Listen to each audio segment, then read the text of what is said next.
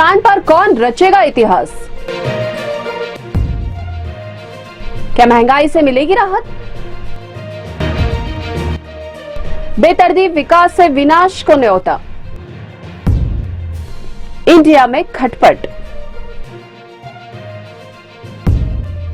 गदर 2 ने single screen cinema घरों को दी संजीवनी।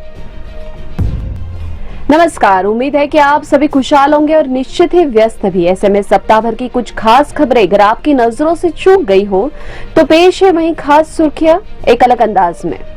मैं रूपाली बर्वे लेकर आई हूं वेब दुनिया की खास पेशकश WD नाउ।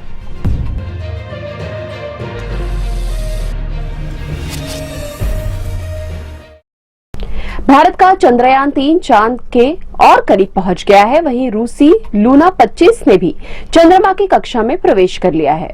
रूस का लूना 25 दक्षिणी ध्रुव पर 1 साल तक अपने मिशन को अंजाम देगा, जबकि भारत के चंद्रयान 3 का मिशन 14 दिन का है।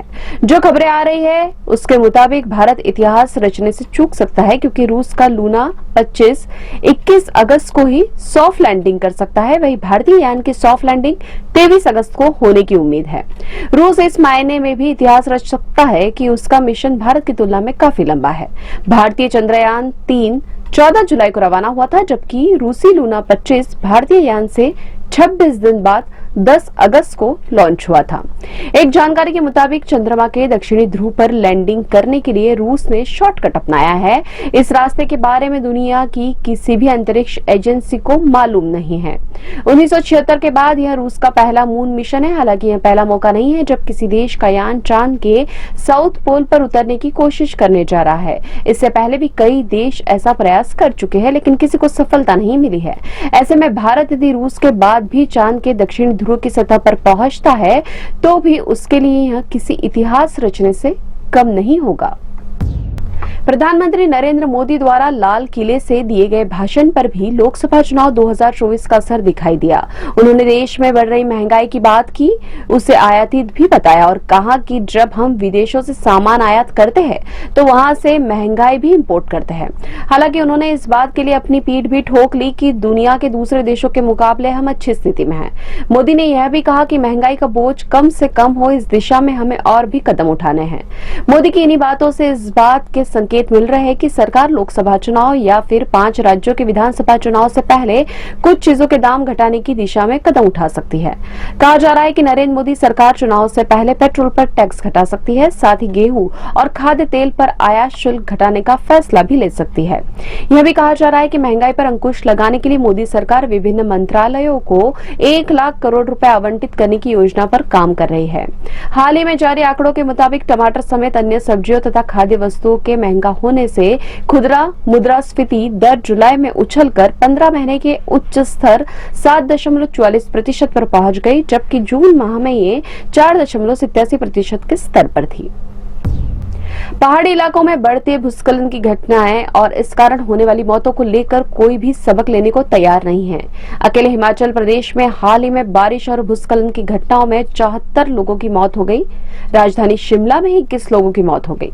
समर हिल के शिव मंदिर में पूजा कर रहे लोग मलबे में दफन हो गए। अभी कोई शव बरामद नहीं हुए हैं। प्रमुख सचिव ओमकार चंद शर्मा ने कहा कि मानसून मौसम के दौरान हुआ नुकसान 7,500 करोड़ रुपए तक पहुंच गया है। राज्य में 875 सड़कें अवरुद्ध है और 1,135 ट्रांसफार्मर और 285 जल आपूर्ति योजनाएं बाधित है। जुलाई माह में ही राज्य में 10,000 करोड़ का नुकसान हुआ है। इस बीच 21 से 23 अगस्त तक गैर जनजातीय जिलों में अलग अलग स्थानों पर भारी वर्षा होने का पूर्वानुमान व्यक्त किया गया है। आपदा प्रबंधन विभाग के आंकड़ों के मुताबिक 2022 में बड़े भूस्खलन की घटनाओं में 6 गुना चिंताजनक वृद्धि देखी गई। 2020 में 16 की तुलना में 2022 में 117 बड़े भूस्खलन की घटनाएं हुई। वहीं 2023 में 55 दिनों में भूस्खलन की 113 घटनाएं घटी है। उत्तराखंड समेत अन्य पहाड़ी राज्यों में पहाड़ दरकने की घटनाएं देखने को मिल रही है। उत्तराखंड में अभी भी कई नदियों में बाढ़ की स्थिति है। दूसरी ओर विशेषज्ञों का कहना है कि पारिस्थितिकीय रूप से संवेदनशील हिमालय में अवैज्ञानिक निर्माण, घटते वन क्षेत्र और नदियों के पास पानी के प्रवाह को अवरुद्ध करने वाली संरचनाएं हिमाचल प्रदेश में भूस्खलन की बढ़ती घटनाओं का कारण बन रही है। सड़कों के निर्माण और चौड़ीकरण के लिए पहाड़ी ढलानों की व्यापक कटाई, सुरंगों और जल विद्युत परियोजनाओं परियोजनाओं के लिए विस्फोट में वृद्धि भी भूस्खलन की बढ़ती घटनाओं के मुख्य कारण है। इसके उलट देश में मानसून का द्वार समझे जाने वाले केरल में इस बार 44% कम वर्षा हुई है और राज्य में भयंकर सूखा पड़ने का खतरा मंडरा रहा है। मौसम विभाग के अनुसार 1 जून से 16 अगस्त के बीच राज्य में सिर्फ 877.2 मिलीमीटर वर्षा हुई, जबकि दक्षिण पश्चिम मानसून से राज्य में सामान्य वर्षा 1572.1 मिलीमीटर मानी जाती है। 26 दलों वाले विपक्षी गठबंधन नेशनल डेवलपमेंट इंक्लूसिव अलायंस यानी कि इंडिया में लोकसभा चुनाव से पहले ही खटपट शुरू हो गई। कई सीटों को लेकर मतभेद सामने आ रहे तो कहीं प्रधानमंत्री पद की दावेदारी को लेकर। इस गठबंधन की 31 अगस्त को मुंबई में तीसरी बैठक होने जा रही है, लेकिन उससे पहले ही दिल्ली में लोकसभा सीटों के लिए कांग्रेस और आम आदमी पार्टी के बीच मतभेद सामने आ गए हैं। इन दोनों दलों में पटना बैठक में भी तनातनी देखने को मिली थी, लेकिन दिल्ली बिल पर कांग्रेस द्वारा आपका साथ देने से स्थिति सामान्य हो गई थी। लेकिन अलका लांबा के दिल्ली की 7 सीटों को लेकर आए बयान के बाद दोनों पार्टियों के बीच विवाद उत्पन्न हो गया है।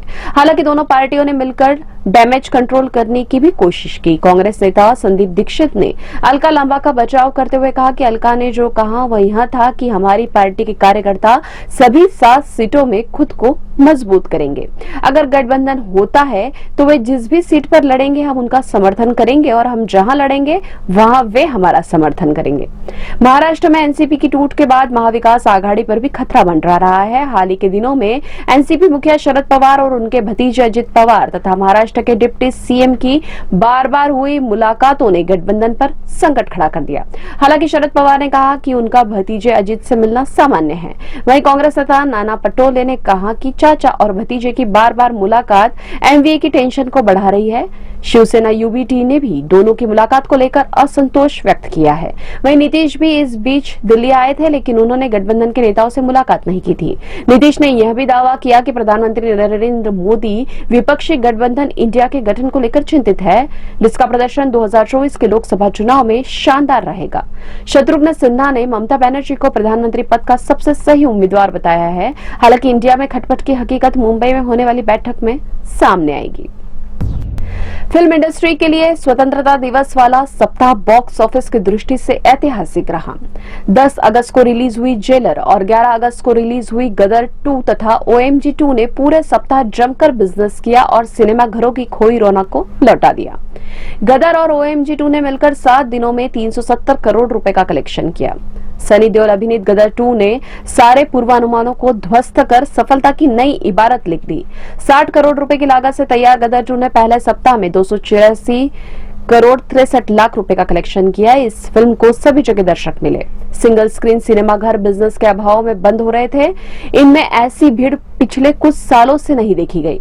लोग ट्रक और ट्रैक्टर में सवार होकर झूमते नाचते गाते बजाते गदर 2 देखने के लिए आए। सिनेमा घर दर्शकों की ताली और सीटियों से गूंज उठे। गदर 2 ने सिंगल स्क्रीन सिनेमा घरों में नई जान फूंक दी और दिखा दिया कि मसाला फिल्मों को चाहने वाले अभी भी बड़ी संख्या में मौजूद है।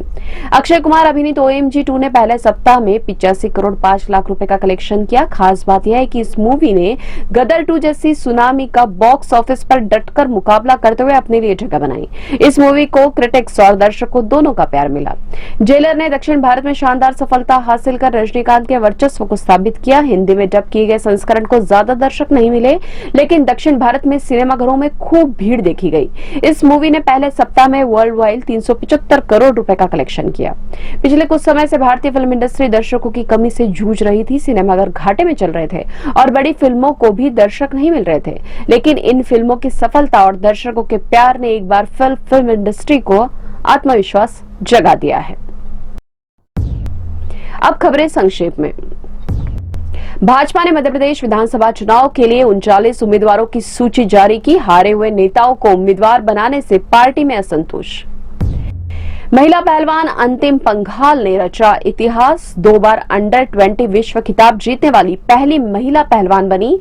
महिला टीम ने भी खेल के इतिहास में पहली बार विश्व चैंपियनशिप टीम खिताब अपने नाम किया। राजस्थान के अलवर में मॉब लिंचिंग, 3 युवकों को घेरकर बुरी तरह पीटा, एक की मौत। प्रधानमंत्री जन धन योजना के खातों की संख्या 50 करोड़ के पार। 77% ग्रामीण क्षेत्रों में खुले खाते। ये थी वेब दुनिया की खास पेशकश WD नाउ। अगले सप्ताह की सुर्खियों के साथ फिर हाजिर होंगे। नमस्कार।